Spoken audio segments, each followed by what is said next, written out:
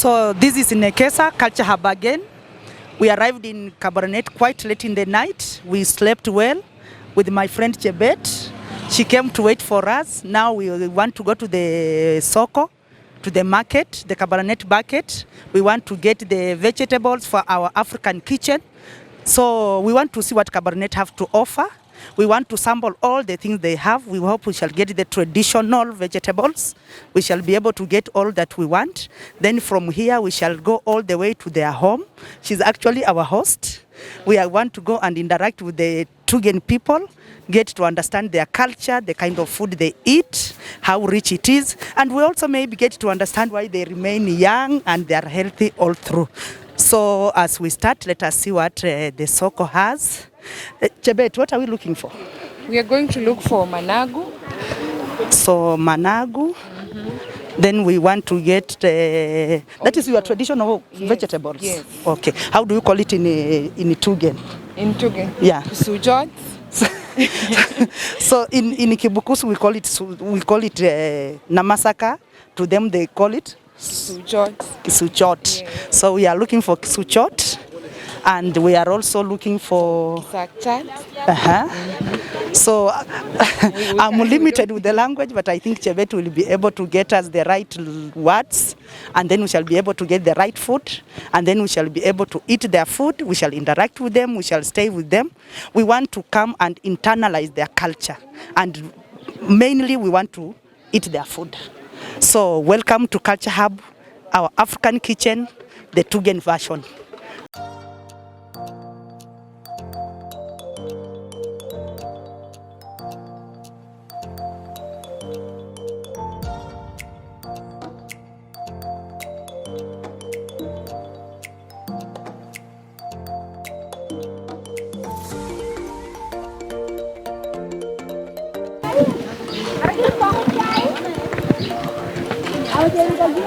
Mama, habari yako?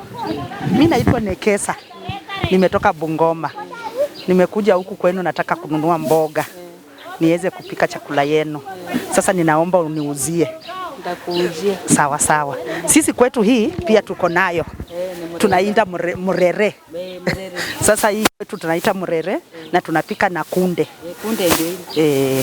Sasa leo tunataka kununua managu na saga.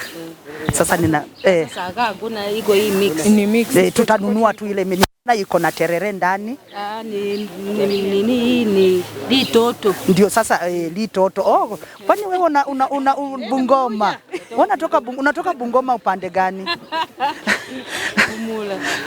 It's so surprising wakati unatoka huko mbali unakuja unapata watu. Mimi natoka Kabuchai.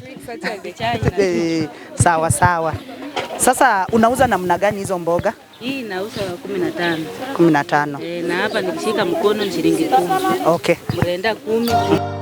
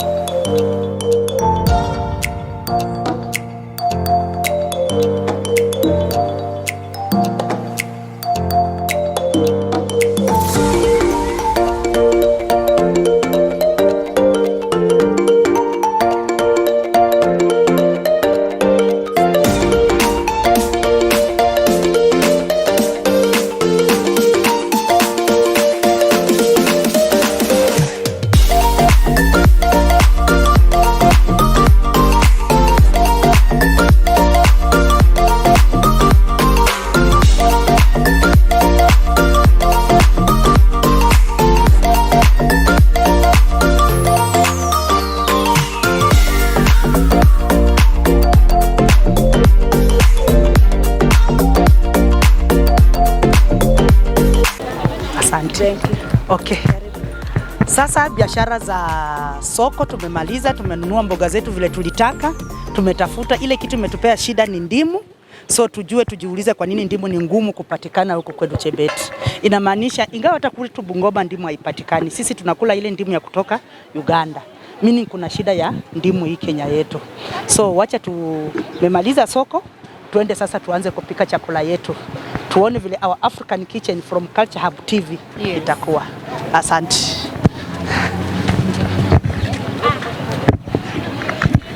Okay.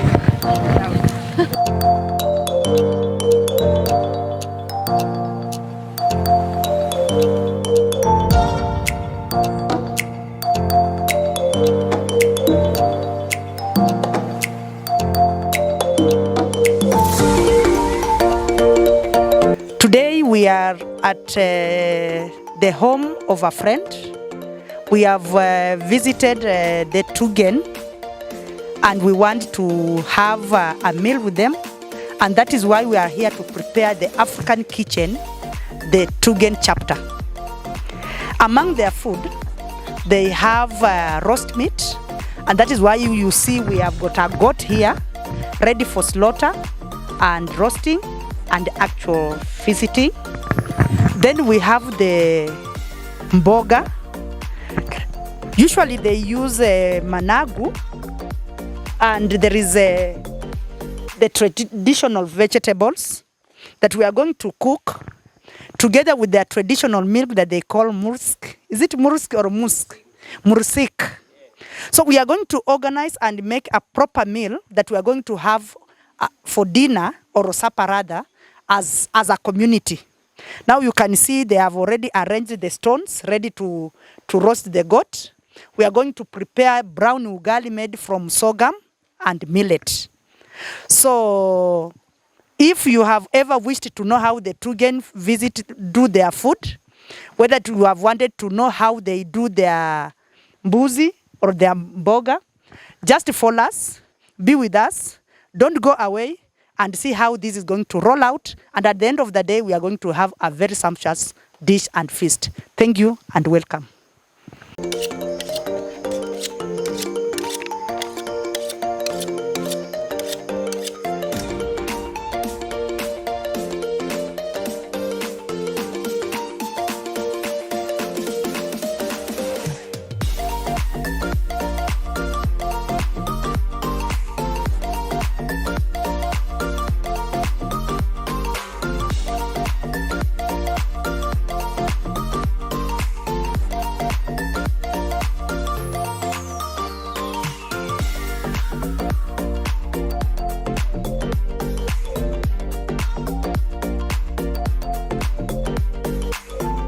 So as we are doing the vegetables, the men are busy sharpening their knives and now slaughtering the goat.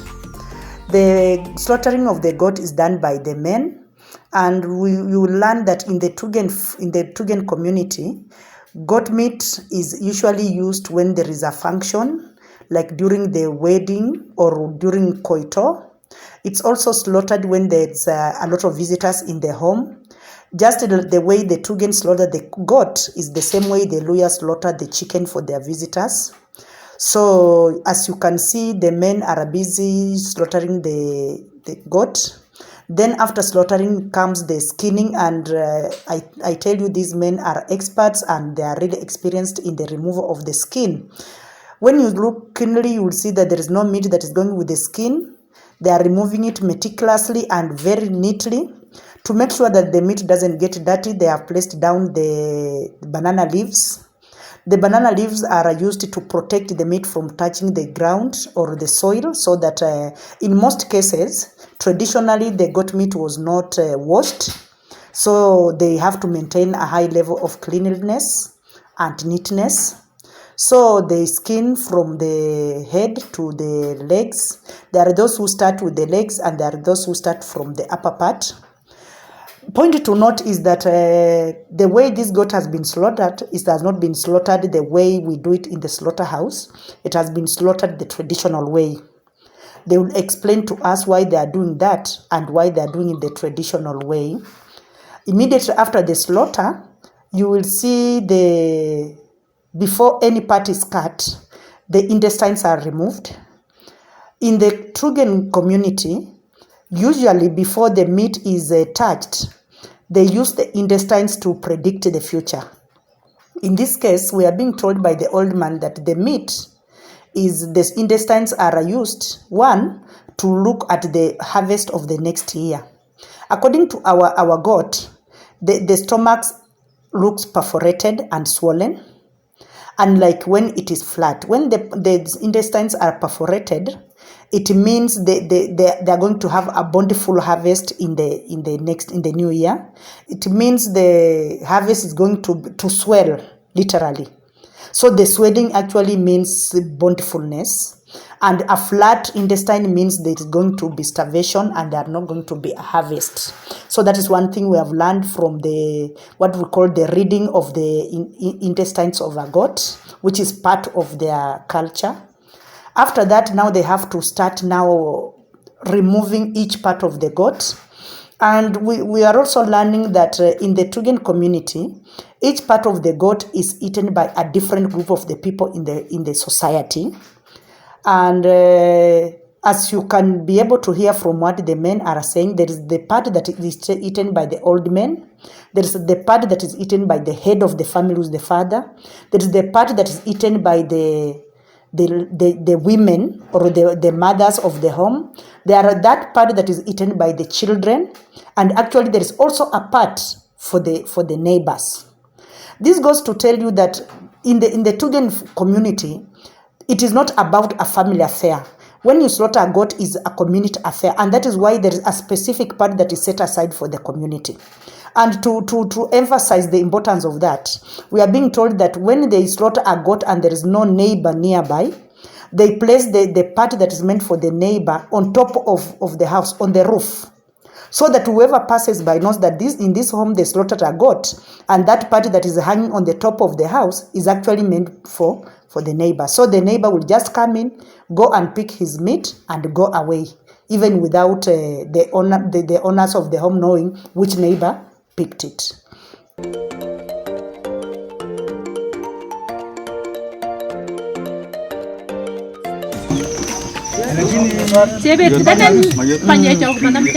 Msichana ambaye mlipeana hakuna hii, lakini nikichinja kwa nyumbani ni nyama ya mama itakuwa hii. Iko unajua ni ile ya mafuta sasa, mafuta yote Anone hapo. Anone kabisa. Anone anachaza. Mama anakula. Barabara baramu. Hii nyama ni ya watoto. Alafu ukienda kwa hii nyama, ukiona hapa ikikatwa hivi ni ya watu majirani. Alafu hii ukiona hii inaitwa kinda yenye uko na matiti. Unaona hii kitu imegawanyika. Hii inakatwa hivi ni ya papa ya nyumba. Hakuna mtoto anakusa wala mama. Alafu hii mnakula. Alafu hii ni ya mtoto ambaye wachungaji ya boma. Sasa kila nyama iko na sehemu yake. Unaona? Alafu hii inaitwa, unaona chomba? Hii ni nyama ya chomba, shingo. Sasa kwetu nayo nyama ya jomba. Sasa mtoto mwenye anaita boma kwa mjomba anakula kifua. Kwetu sasa. Ndio naona hata wakienda kutairi wanawekwa kwa shingo. Sasa hiyo ni yao. Sasa mimi nikienda kwa mjomba wa jirani. Naenda na mkuu yake. Hakuna kula kwa nyumba hii. Hata ukichinja, kama jirani wako unaweka kwa miti au unaweka kwa nyumba juu. Alafu kesho yake wakipita akiona tu kuna nyama huko wanajua hii nyumba walichinja. Wanakuja wakota. Okay. Tumemaliza sasa pati za ng'ombe. Ngozi ya vichwa.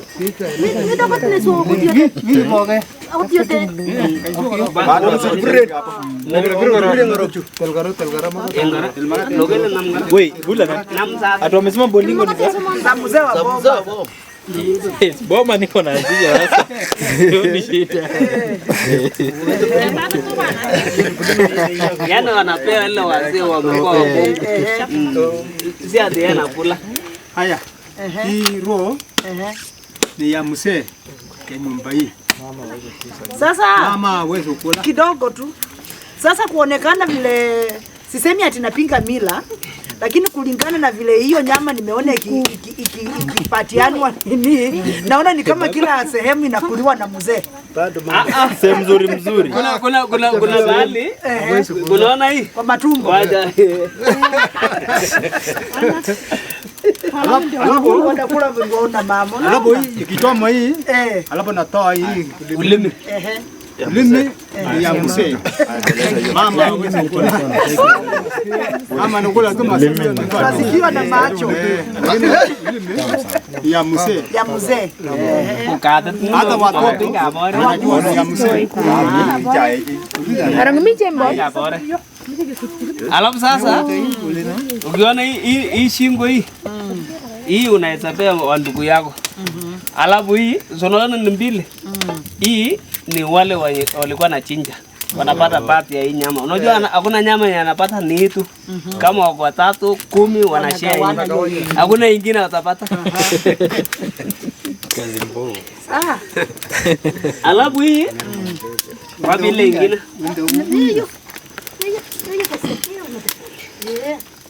Hii unaona ile alisema ni ya watu ya majirani ingeenda na hii. Alafu hii ni ya vijana ya kuchoma. Hii wadogo. Wanachomea tu hapo kwa moto. Wanarusha hapo wanakula. Yote.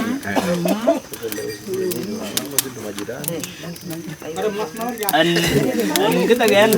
Baik.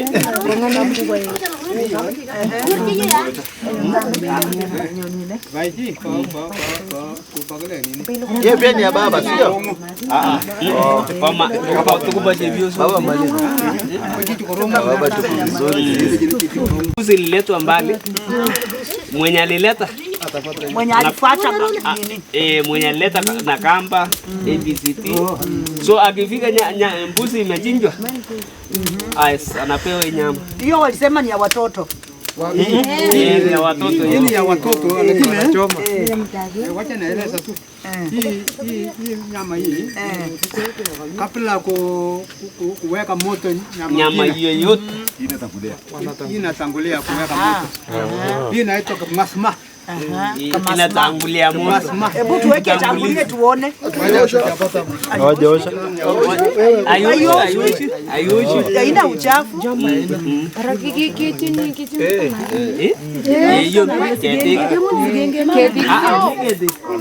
Weka hilo.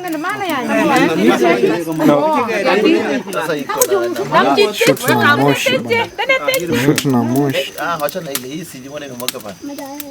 Hiyo green. So tumemaliza explanation. Tumemaliza bado hii matumbu tu yenye mapaki iko na kueleza pia. Kueleza wingi hata nao. Sasa usogeshe huku ndio nyama isishike uchafu. Hizi bolingo. Tangozi hujasema. Ngozi unajua zamani zingine imeenda na miguu 3. Zamani wakina mama walikuwa wanatengeneza mfuko. Haya, mfuko ama inatengeneza iwe nguo.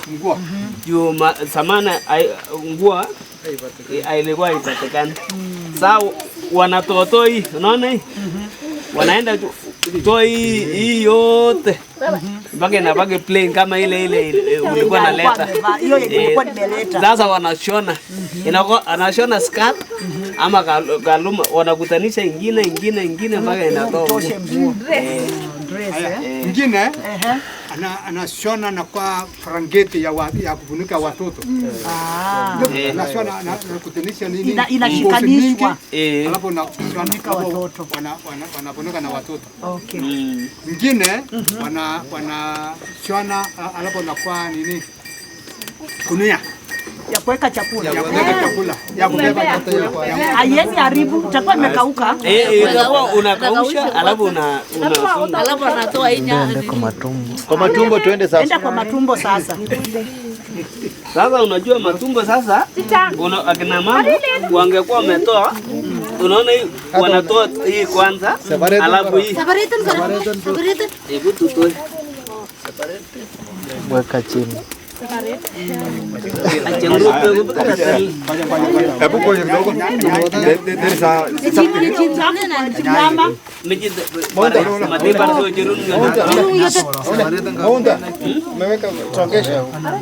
There's also part of the intestine that is eaten by all the people in the community. The funny bit is that the meat that is eaten by the old people in the community is actually eaten raw and straight from the stomach. As you can see, the old man is being handed the piece of meat. Then he goes away, stands and actually uses a stick to remove extra cow dung and starts chewing his meat peacefully. To some it looks repugnant, but to them it's normal. It's part of their culture. It has there is nothing strange about it. And the old man will serve the meat as if he is eating actually the most and well roasted meat. So that is the things we have learned, and that is part of the tradition that maybe some of us didn't know.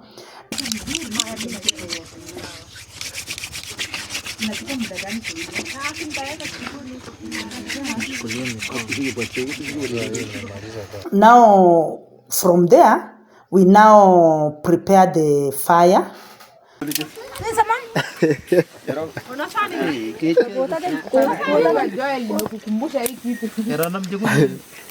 Now we start roasting our meat, as we also prepare the other meat for boiling, as we also prepare our ugali.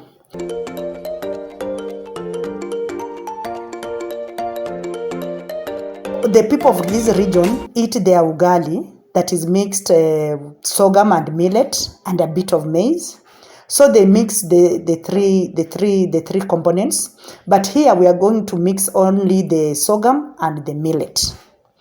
And their millet or their flour is not done in the modern way. Actually, they have a special way of preparing the flour. They use the grinding stone. And as it's being shown by the women, they kneel and actually they are able to grind the millet until it becomes the flour. I took a part in it. I was able to also grind the millet and good for me. I was able to come up with some flour, and that flour is what we have actually used to make our ugali for this evening, to eat with the goat and the vegetables that we prepared. Work. There are roles that are separated between the men and the women, and you will see that the women actually encourage their children to participate in the roles. You will see very small kids are able to grind the flour on the grinding stones, and actually they are even doing it better than some old people. And that also tells us how integration of roles was being done in this community.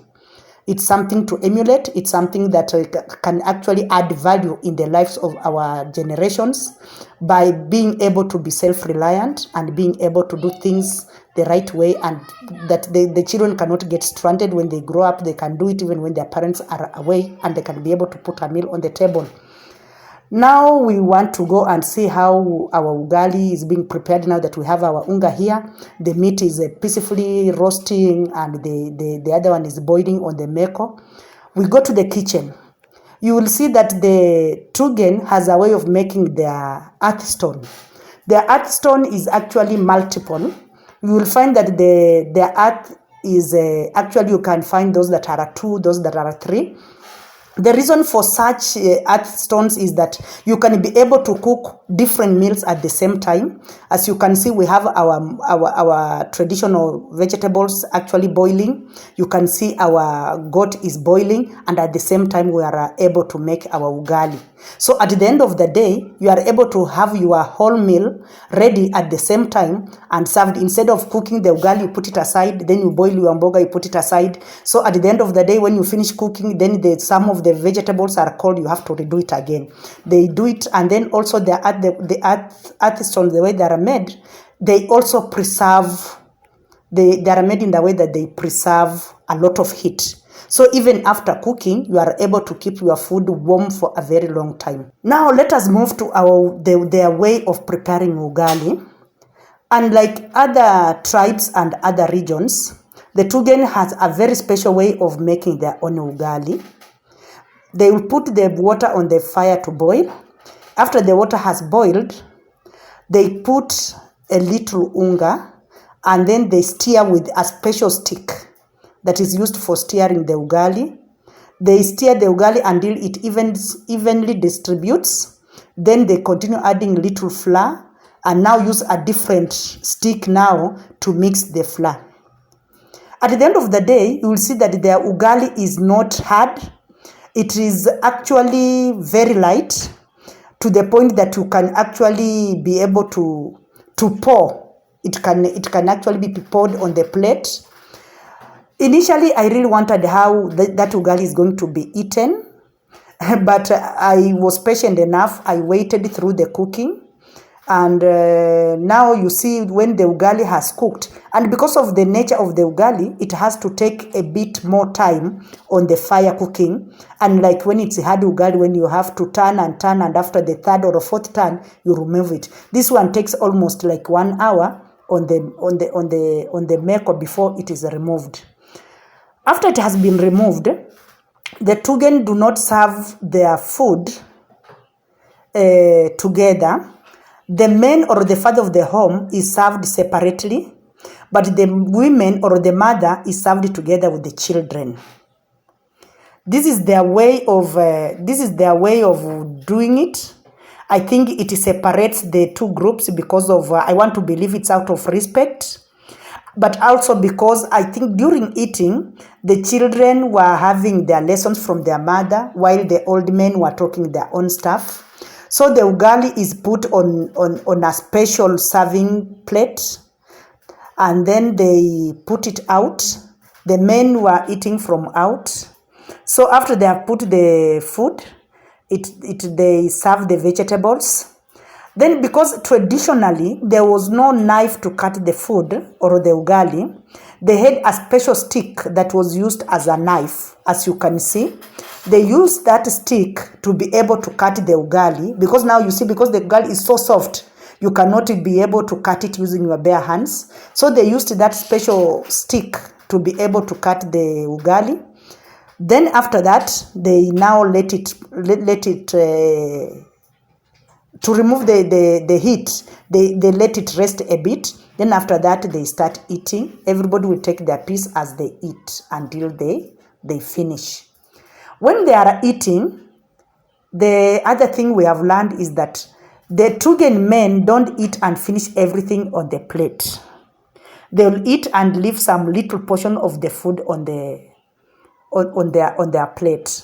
I sought to ask the reason why they leave some ugali on the plate, and this is what I was told. As you can hear it directly from the old men as they explain it to me. Si kuacha wanabakisha, huenda mama hajakula ama watoto atapanga jinsi imekuwa, atabalance hapo mahali pengine. Kama kuna mtoto hajakuwa sawa, ataona jinsi ya kufanya ama yeye mwenyewe. So mkishakula, ninachukua sahani yangu na kisu na ninaenda nayo. So hiyo bango yako vile umefunza, nitapanga huko kwingine vile umefunza samane na wamama wakubwa, utajua. Haya, kama utajua utakuwa umepotea. Fanya intro kama umeshika hiyo kitu. Ona auntie, fanya outro na hiyo. Sasa tumefurahi, tumelisha wazee, wamekula na wamebakishia mama. Sasa mama labda chakula ilikuwa kidogo, akapea watoto, akapea wazee, akasema wacha mimi nikauke. Wazee nao wamemfikiria, wakaacha chakula. Sasa mimi nikienda na hii sahani, nachukua ile mboga kidogo ilibaki kwa nyungu, ninakula pia ndani. Tumeshukuru, imekuwa siku njema katika Culture Hub TV. This was an African kitchen. Tumekula, lakini kuna kitu moja wamesahau. Mursiki ilikuwa hapa. Na sijaona mtu akitupatia tuweze kukunywa nayo. Ahmed, wapi chebet? Yes. Wapi maziwa? Iko. Sasa unaona. Sasa wasichana kama hawa ndio kidogo wanaleta shida. Mushkili kidogo. Sasa kwa sababu tulikuwa tumeshatengeneza, ama tuweke tukunywe kesho. Lakini mama, kwa desturi yetu, huwezi kula nyama, ikikula nyama, huwezi kunywa maziwa. Sasa tufanye hivi. Juu kesho bado tutakuwa pamoja. Tutatengeneza ugali, tukule na maziwa. Sio ni sawa? Nimeshukuru sana. Thank you very much for being with Culture Hub TV. We are privileged to have been with you. Until tomorrow, wakati tutarudi kufanya zile si tumeambiana maneno ya michezo na zile mishale na vitu zingine. Na kuna wazee wameniambia wanaenda kutafuta watu tufanye hizo vitu kesho. Mpaka kesho, it has been a nice day. Thank you very much.